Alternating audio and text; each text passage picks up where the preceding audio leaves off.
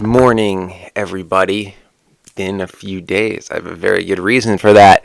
I'm moving on Thursday. I also had an audition to film for, and I had to film 5 separate scenes. I would post it, but we're not allowed to do that.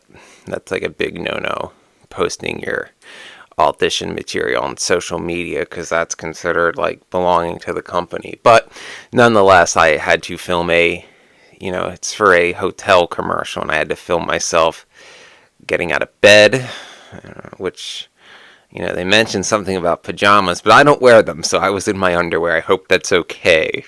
I haven't heard back yet. It was only due on Friday. What was another scene? Stretching, getting ready to go to the gym, something I'm quite familiar with. Sitting in business mode, acting like I'm working on a project, and sitting at the bar, and then a 1-minute scene being very passionate and expressive about myself and my interests. And I talked about Atlantis for a minute, because let's steer away from the witchcraft for once. Unless, if I would have saw the casting director was female, I probably would have went in that direction. But you never know. But this will be my last video in this location, because I have a lot to do and it's not all going to get done. But I have to get as much in the moving truck as I can, and at least all the big stuff, and transport the rest. And I've still been running around selling crap because my golden child brother does nothing.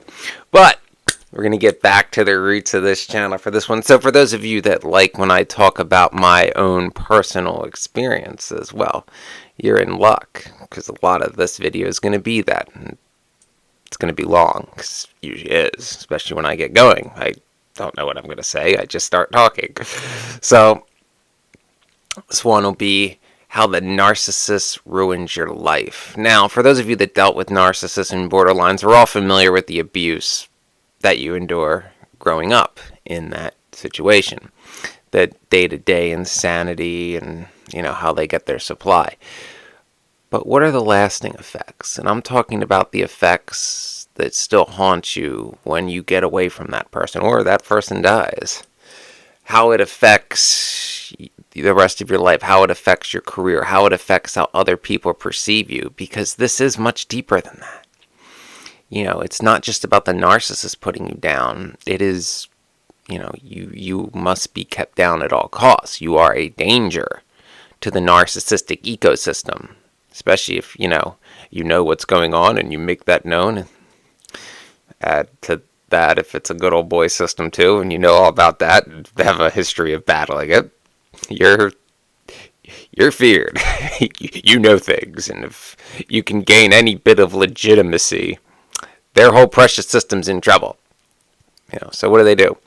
Well, they got to make sure that nobody takes you seriously and nobody talks to you, because if anybody does, they could see how, well-spoken and articulate, and how you know what the hell you're talking about. They can't have that. You must remain a meme. A meme, oh yes. A meme before memes were things. That was I. So, this weather sucks too. It's been raining here for a week. Recent things I've been watching, or listening to rather, as I've been packing, Tim Dillon, his experiences with his boomer parents, a lot of it hit home. A lot of the same insanity going on, although he was an only child, so he didn't have that golden child dynamic. But the narcissist wants to keep you at your lowest. I've talked about that before. But you must remain pigeonholed in that role. So eventually, as I did, you're going to realize sometime in your teens that it's like, these people are crazy. Like they're trying to keep me down. You may not know exactly why, but this isn't normal. So you stop listening to them, and you keep things to yourself, and you basically do everything on your own, because at least in that regard, you're like, well, if I don't listen to these idiots and they don't know what I'm up to, they can't get involved and screw it up. If I listen to myself and it doesn't work out, at least I'm following my own intuition. At least, I'm doing what I think is right, and we'll see what happens, kind of thing. And that was me in my late teens when I, decided to forego college. Well, I went to night school, but forego the traditional college experience to get hired as a professional firefighter right out of high school, because you have to be 18 and with a high school diploma to even apply for the civil service process. So I graduated high school in 2005, and Philly opened up for applications that summer because that test was in October of 2005, and that was the first test I took. And as I mentioned before, I was already an EMT. I became an EMT at 17. I was a junior firefighter at 16. What the hell's a junior firefighter? If you live in an area where it's paid fire departments, they're called cadets, explorers, where basically you get to hang out, you learn about different things. You don't get to go into the burning buildings. You can help with the exterior jobs, because you're not 18 and you're not trained. You're not old enough to get the training. Got it? So there's that. And, they hated that. They hated, because I was making progress, and that was bad. Because, where I'm from, first and foremost, the biggest rule is that you don't move away. Why? They don't know. They can't tell me. Which, why would you move away? Well, there's no fucking jobs here. Or what about, this Luke and Steel and this and that? It's like, they all went away in the 90s. Don't you remember NAFTA? NAFTA was not a conspiracy. NAFTA was very real. But no, because, I got my pension and stuff. Yeah, I got mine. We got it, Boomer. You got yours, and everything you've done's the greatest thing that ever happened, and you're so superior, but you don't want to compete with anybody else's ideas or anything on an equal level. You have to rig the game in your favor, but you're so superior and better, but you don't want to compete, and you want to rule like kings with wearing crowns you gave yourselves from selling off your children's future. But you're morally superior, and alcohol doesn't affect you the same. You can drive drunk because you just, it's not like your reflexes get worse as you age. Somehow for them they get better. I don't understand, was it, what did they give those World War II soldiers to make these, superior godlike people? Whatever it was, I want some. Double the dose. But so they do stuff like that. And they will pigeonhole you. And by pigeonhole you is they'll bully you and force you into some job that you don't like, or relationship. More so if you're female than male. Male, usually they'll work the job angle. Though they do work the relationship angle a little later on. I'll get to it. In the job angle, they want you doing something completely opposite of who you are. So if you're, more of a philosophical, poetry writing, history nerd, science nerd kind of guy, they'll want you doing menial manual labor. And these will be the same people that rode you your whole life saying like, oh, you got to get grades and honor roll and all that because you don't want to be stuck doing manual labor. And, in your teen years, they'll be like, well, you got to learn how to work hard, So I would say when a 13-year-old gets a job on a farm throwing hay bales and cleaning out pig pens, that's learning the value of hard work. Because that's what I did. I wasn't sitting at home playing video games until I was 18 like Golden Child was. I was working, albeit part-time at 13, because, I couldn't legally work 40 hours a week until I was 16. I know I may hear stories from years gone by, but, I didn't make the laws in the early 2000s. That's just what they were. And even so, I worked 60 hours a week when I was 16, which more than 44 is illegal. So it's not like, they were abiding by the laws at the time anyway. None of my friends were doing that too, but that's different. They come from Chester County royalty, whatever that means. Something made up. They enable each other because they're a cult. But they'll pigeonhole you into like taking a job where you're like, it seems pretty terrible, but at the same time you're young and it's like, it's just a summer job. It's a paycheck. If you're 16 years old, you're saving for a car, it's a summer job. A summer job is a summer job. You know when it ends. You can tough it out for 3 months. So I thought. But then, it's suddenly they see how miserable you are and they get off on that. They love it, like golf course labor. They get off on that. They love it. And then all of a sudden it's the greatest job in the world. Why? Unexplainable. Just is. As with so many things with a narcissist. It just is. and you finish the summer because you're like, I just won't come back next year. The hell with this. No, no, no, no. It's great. You're gonna have that. You should stick with this. Why? It's great. Why? Just is. Because I said so, and I'm a baby boomer. More or less the answer I got. So you don't listen to them. You do your thing, and it's like, hey, motherfuckers, I got my firefighter job. I got my firefighter job. I'm moving out of state. Oh, I was so happy at 19, because to be 19 and getting hired for a job that in today's money would be around $58,000, working 24-hour shifts a week with good benefits. Not to mention I was modeling and figured even in the DC market, which is even less than the Philly market because it's really LA and New York and to a lesser extent Miami, where the big market is, I figured I'm like, well, I could probably still make 10 grand a year modeling at the time, get some overtime, easily make 70 grand a year as a 19-year-old kid, doing what I want to do, living where I want to live, right? Life's good. I beat the system. No student debt, but I had fire science credits I was taking at night, which, I would continue doing part-time, and by the time I was eligible to take the lieutenant's exam, which you have to be on the job 5 years to do, I'd have it done, have the degree, because it doesn't do you any good until then. It doesn't give you any advantage until you sit for the officer's exam, which again, 5 years at least, right? Pretty well planned out for a 19-year-old kid, all on his own with his family totally against him, trying to sabotage him. Things happened. This was right as the Bush recession happened.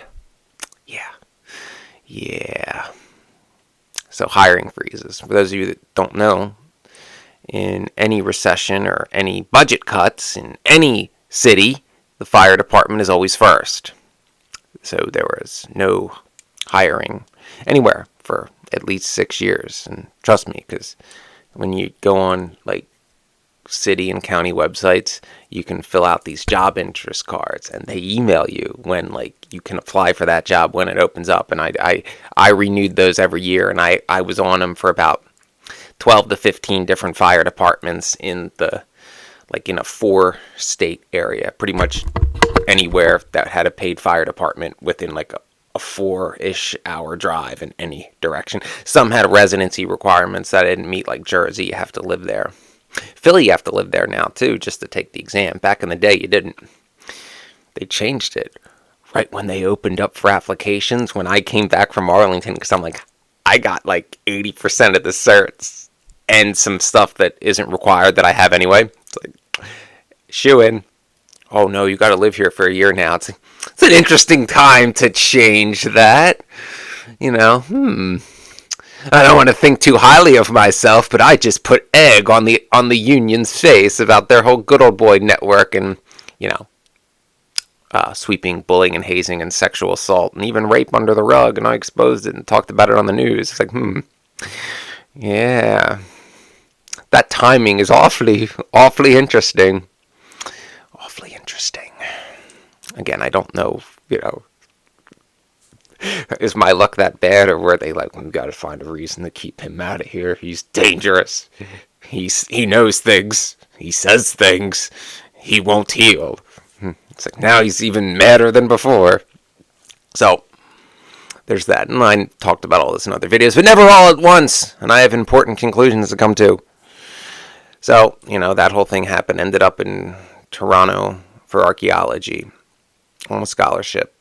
That got taken away, not just from me, from all the people that had it, all 8 of us, because recession hit Canada, albeit a year later, because they didn't deregulate their banks in the same way America did. There was, they kept consumer and investment banking separate, whereas here, Slick Willie got rid of that with the Gramm-Leach-Bliley Act in 1999. I know things, but nobody cares, because I'm not in the club. Doesn't matter. So, was bullied into going to Penn State, where my dad went for, turf science. Immediately hated it. I hedge my bets, though, because, I'm pretty crafty when I have to be. I'm like, soil science is kind of interesting. Why don't I get involved in that? So I did, and, took scheduled my electives and got a minor and did all that fun stuff because, my advisor's like, well, you can't double down on this because there's no jobs right now, which is true. I was in college during the recession and all the environmental scientists were being laid off.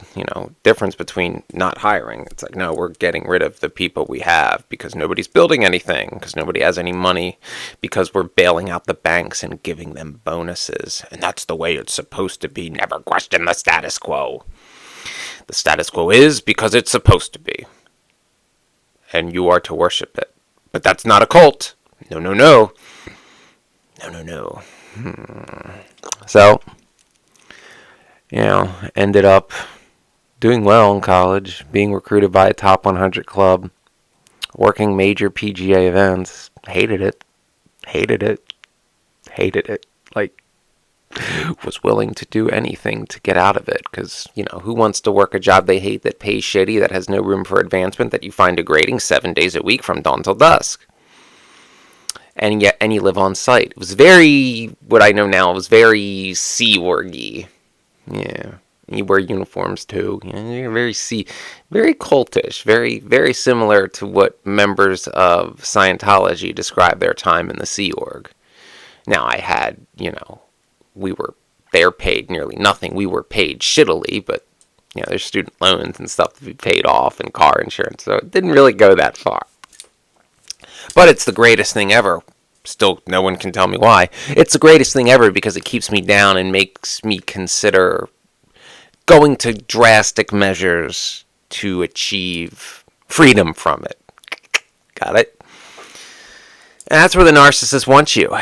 They want to keep you in that state as long as they can, to pigeonhole you, to make you believe that, the shitty life that you would do anything to escape is the best you can ever hope for, and that you must accept it and somehow get happy.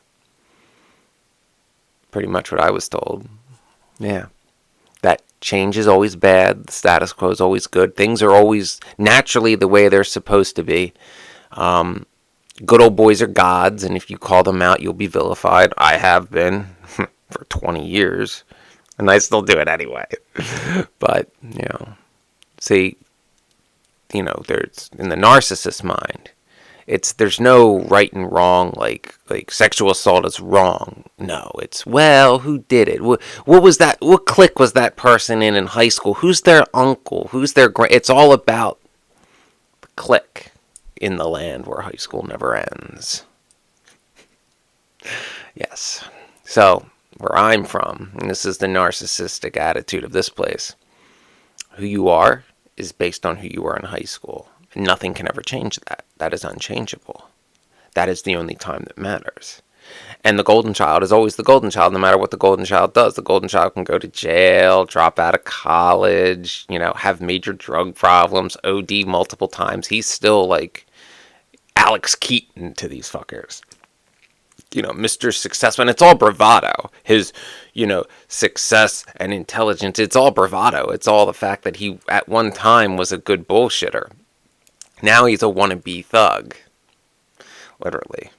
And the golden child's aspirations, no matter what they are, will be supported at all costs.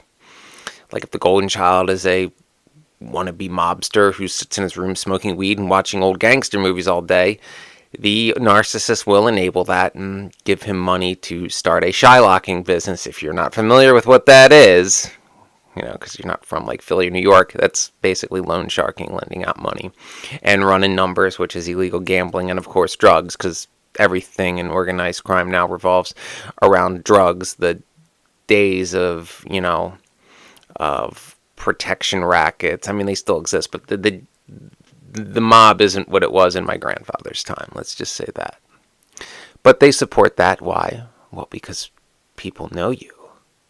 And where I'm from, it's all about keeping up with the Joneses. And what you're perceived as important in this area only.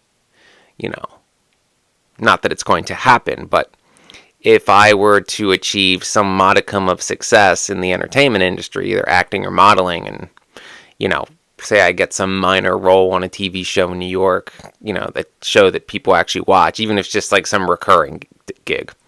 Let's say I was some recurring guy on a soap opera. We're not really swinging for the fences here. Doesn't mean nothing because it's not here. Only here matters. Only what people do here. Get it? And you can't escape either because a narcissist wants you trapped. Even if you're like, well, I'm just not going to play this game anymore and I'm going to leave, they will do whatever they have to do to screw that up. And they will go out of their way to find out what your plans are and ruin them. They want you subservient to their cause, their whipping boy. And I mentioned before, we'll digress from my own experience for a little bit. If you are a female of narcissistic parents, from what I've seen, at least where I'm from, they will try to marry you off to someone, some good old boy, so your parents can brag of who you're married to. He can be an abusive drunk, cheat, doesn't matter. He comes from this family, and that's a big name around here. Why? Don't you know his father still holds records at the high school football team? Did he go pro? No. Did he play college? No. Then what? Well, who cares? Who? He scored 4 touchdowns in one game. Who is he? Al Bundy? Where does he sell shoes at? Oh, no, he's a big shot. What does he do? Runs a landscaping company. Oh, yeah. This place is like the world mecca of landscapers. You can't drive for 5 minutes without seeing a landscaper in his trailer. It is just, I don't know how they're all in business. There's just not that much work for them. But that is like what everybody, that is like the official, good old boy job here, to be a landscaper. That's what everybody should aspire to be. Because with the narcissist, particularly in an area like this, the narcissists want conformity. You're not allowed to be yourself. You're not allowed, as you know, those of you who've watched my videos, if you're a black sheep, a scapegoat, you're not allowed to have an identity. You are to take on the identity of whatever's popular and change at an instant. Blow with the wind. Like some sleazy politician, because that's the narcissist. The narcissist has no identity. Their whole life is about keeping up with the Joneses and trying to get other people to view them as superior. And in the case of my family, the only people that matter are other Chester County baby boomers. They're gods. They're perfect. They were born for greatness and have greatness just by existing. Everything they do is by definition righteous and the best, and they can do no wrong. And that's self-evident. Like, what do you mean? Got it? So, anything that you do that isn't to serve their needs, because the narcissist is always, how does this benefit me? What about me? They make everything about themselves. If your life goals don't advance their childish high school popularity contest that never ends, then you must be scapegoated and pigeonholed to do so. Got it? Which, of course, would mean, never leaving the area, because nothing you do outside of it counts in their cult. And, in the female aspect, it's like, well, your whole purpose is to marry and birth, more royalty, more children of these anointed good old boys who can do no wrong. It's like, just put a little makeup on the black eye and suck it up, you should be happy that you're married to, the only neurosurgeon in the county, even though he got fired from 2 hospitals in Philly and got his ass sued off. But, and they only hired him over here because his father was the chief of staff. But very prestigious, very important. And they'll continue to do this, no matter what you do. It never ends till you completely cut them off. And the golden child can do no wrong. No matter what the golden child does, the more the golden child fucks up, the more they bend over backwards to help him. You'll never get a fair chance at anything you want if they can prevent it. If you manage to seem like you're this close to getting it, they will find a way to take it away from you. I know. But if you're the golden child, doesn't matter how many times you screw up. you'll just keep getting stuff on a silver platter, even in a time where unions are an endangered species, the golden child will get in 3 times, get fired all 3 times because they failed a drug test while on probation, mind you, for drugs. But that's okay. Everybody deserves a 5th chance. 5th chance. That's why I don't believe in second chances, because I've never had a first one. That seems cold. It's just the reality. Why should I give someone a second chance? I'm still waiting on a first one. Yeah, but that's the way it's supposed to be.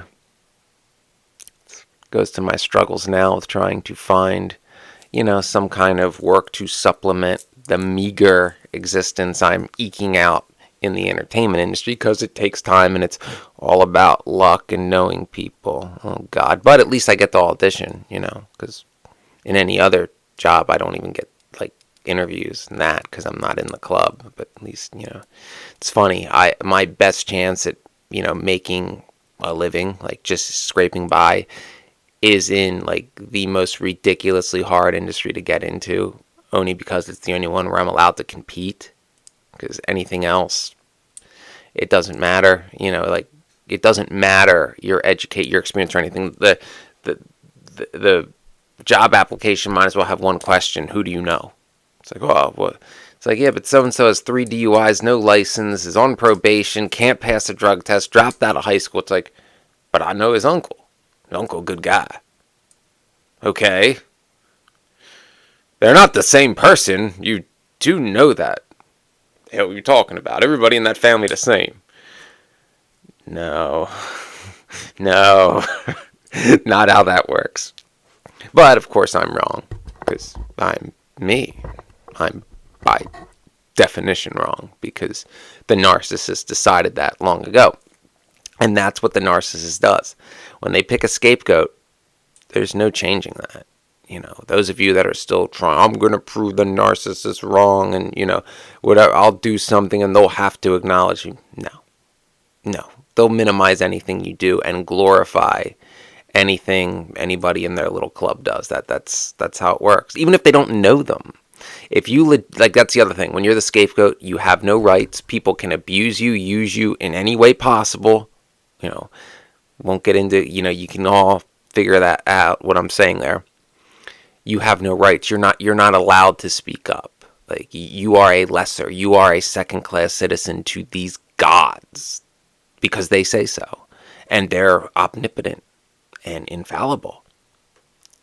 So you have no rights to speak up. If someone wrongs you and that person is in the club, you are wrong for speaking out about it, because you could hurt an anointed one, a member of the club, who by definition can do no wrong. And corruption and nepotism and cronyism is the way it's supposed to be. You're wrong for calling it out, because that's tradition and they benefited from it, and therefore it is the way it's supposed to be.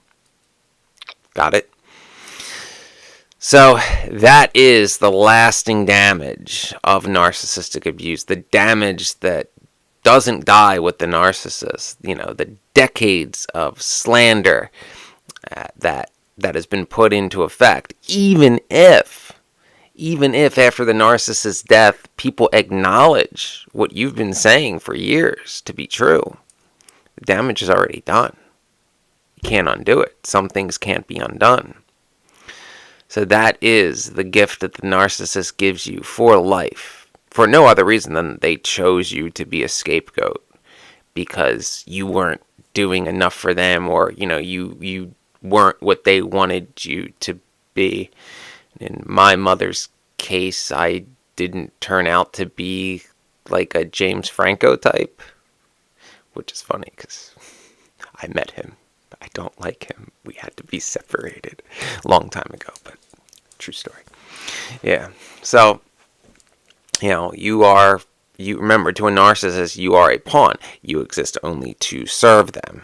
We've all heard the saying, you're an extension of me, particularly from boomer narcs, because their children are to be neglected until they find a benefit from them, which is typically to try to relive their youth that they cannot accept even today is long gone and not coming back, but it's somehow still their time, and it'll be their time until the last one dies, even though, the society has never revolved around senior citizens before. But again, this is like the greatest generation that's ever existed. Why are they the greatest? Well, they've declared themselves that. They know everything they've done's the best. Well, look at the country in the middle class when their parents were running it, and look at it the past 40 years under boomerism, which is neoliberalism, Clintonism, Reaganism. Yeah, which system worked better? Is that really hard to figure out? And again, we're just talking economics. Yeah. Outsourcing and all that, but hey, they got theirs. They're the richest generation that ever existed, but they didn't get enough. They deserve so much more, and it's your responsibility to give them what they deserve. But like their propensity for cocaine, there's just never enough. More, me. And that is what it's like to be raised by boomer narcissists in a cult-like area, where good old boys are gods, where truth doesn't matter, where logic doesn't exist, where integrity is punished and vilified. I know that better than anyone.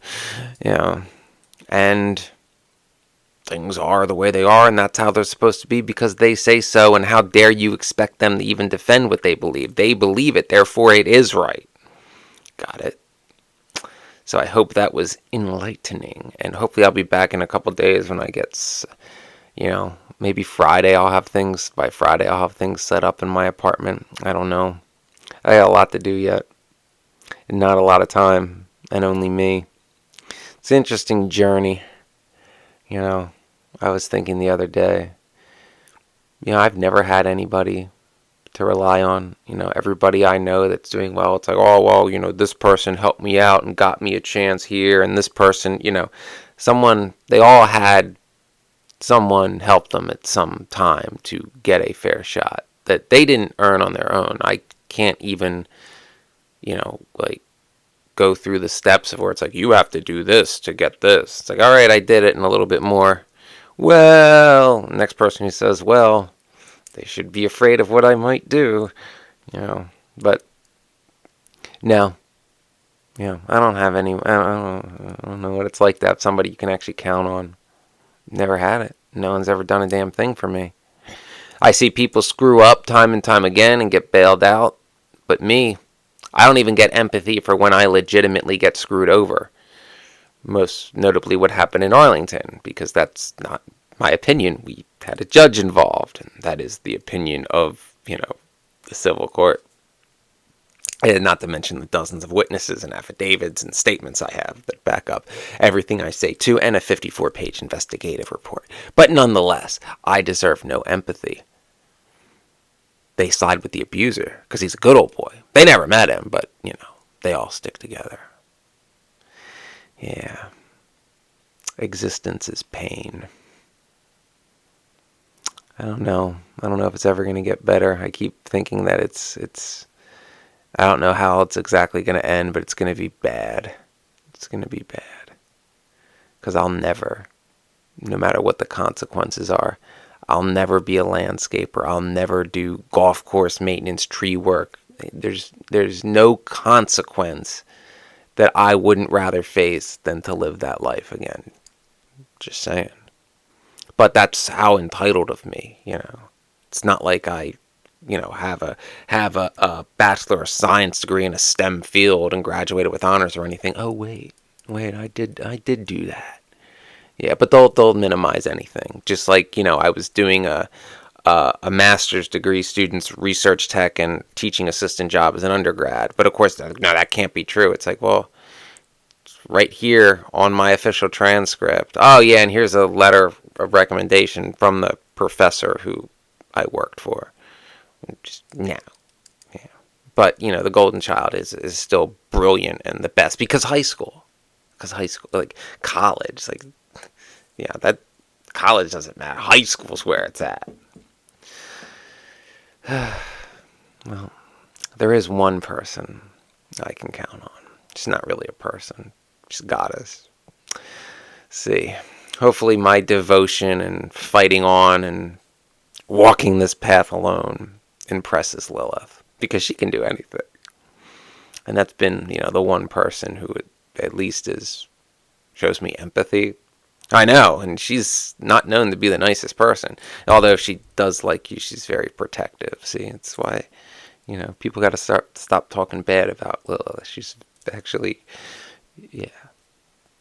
Well, time will tell. Maybe I'm just being a little melodramatic because I had to deal with my family and it's been raining for a week and I'm stressed out moving, and every time I get something done, 2 more things pop up that nobody mentioned. Or to get something simple done becomes a project. Meanwhile, they continue to baby the golden child like a 12-year-old. True story.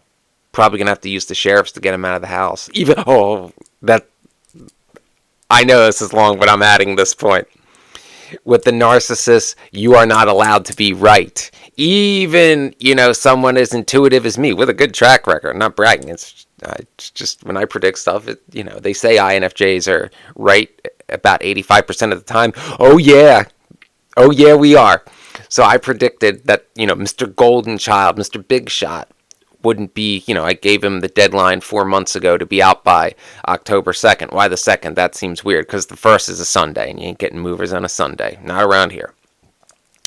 Hasn't even found an apartment yet. Just, because for months it was, well, we'll get him out and then you can speed up getting stuff done. I'm like, you ain't getting him out. What the hell are you talking about? Yeah. Everything played out exactly how I said it would. But I'm not allowed to be right, And this isn't the first time I've told them something and it's like, this is exactly what's going to happen. And then that is exactly what happens. But I'm still not right because facts don't matter to the narcissist. Their reality in their head is all that matters. And they don't have to back it up with anything. Like whatever, let's just take, for example, like a job that's shitty. If the narcissist thinks it's a good job, they get, I think it's like this. It's like, well, that's not the reality at all. Like, at all. Like, you made that all up. Well, I still think that's how it is. Why? Like, you admitted that you just thought that up out of your head. And now, there's no convincing you that the thought in your head that you randomly came up with isn't real. And of course, things never change. And facts and reality don't matter. Especially with boomer narcs. Their biggest thing with their supply, nostalgia, trying to recreate the past, trying to make them feel young again. Everything. Notice past 5 years, look how much boomer nostalgia runs everything. Everything is about making them feel comfortable and feeling young again because, well, judging on what kind of people the majority of them are and the things they've done, I can see why they fear death. Yeah, if depending on what myths are true, I was one of them and lived the way they did, I'd be worried. I'd also be scared of going to a nursing home when they're completely dependent on generations of people they've oppressed and stole their futures from. But we're baby boomers. Just saying, and I'm not the first to say it. There's going to be stories in the news when the care homes are filled with them about neglect and abuse. It's going to happen because they're the most entitled people ever. And entitlement's not going to go away when they're decrepit and infirm. They're probably going to get worse. And people aren't going to stand for it. And they won't have any recourse. Not saying it's right. I'm just predicting that that's going to happen. All right, well, I hope you enjoyed this little rant back to the narcissism stuff. I know a lot of you subscribe because of that. I've been on a witchcraft kick, but I felt it fitting to do my last video in this location, getting back to the roots of what started this channel. I will get back to the witchcraft stuff. Like I said, hopefully Friday. I'm moving Thursday when I can get things set up enough, functioning. Time will tell, Hopefully I find a way to survive. I'm doing what I can in modeling and acting. It's not easy. It's competitive. And, when you don't know really anybody, And, I try to do what I can with this channel where I make no money either. And I apply for, I think, like 3 dozen jobs so far. I had an interview that went really well for loss prevention because they were looking for people with either a police or a fire background, people from like a civil service, paramilitary, chain of command, all that stuff we learn in the academy. And it was similar questions in the interviews to what you get in a civil service interview too, about different scenarios. And I nailed them all. And they're like, oh yeah, we just got to run a background check, which I know is fine because I've never been arrested and I've had a lot of background checks run on me. Yeah. Ghost. Offered the job contingent on a background check, which I know is fine. And, if they try to lie and say it's not, I can call my friend in the marshal's office and have one sent to me by the end of business that proves otherwise, because it's not something you can just make up like, oh, this is on there. It's like, no, it's not. Yeah, no, it's not. I would know. There'd be some record of it, there's, yeah. But no, and that's what I'm dealing with. That's essentially what I'm dealing with. It's like, experience, book learning. Who'd you eat lunch with in high school, boy? I would leave school before lunch because I had lunch and then a study hall, so I left at 1 o'clock. Why would you do that? Because I wanted to spend the least amount of time there possible. Because it's fake. Best 4 years of your life. No. So, for all those of you dealing with a similar situation, similar scenarios, similar challenges, hang in there, keep fighting. They want you to throw the towel in. They want you to bend the knee. Do not ever bend the knee. If the day comes where you can't fight anymore and you're too beaten down, well, you fought to the bitter end. And be proud of yourself that you never sold out, no matter how tough it got, that you, the whole time, fought for yourself and fought to be the person who you are, because that is the lifelong battle of being the scapegoat, of being the black sheep, having to fight just to be ourselves for no other reason than the narcissist doesn't approve, because they've been trying to pigeonhole us our whole lives.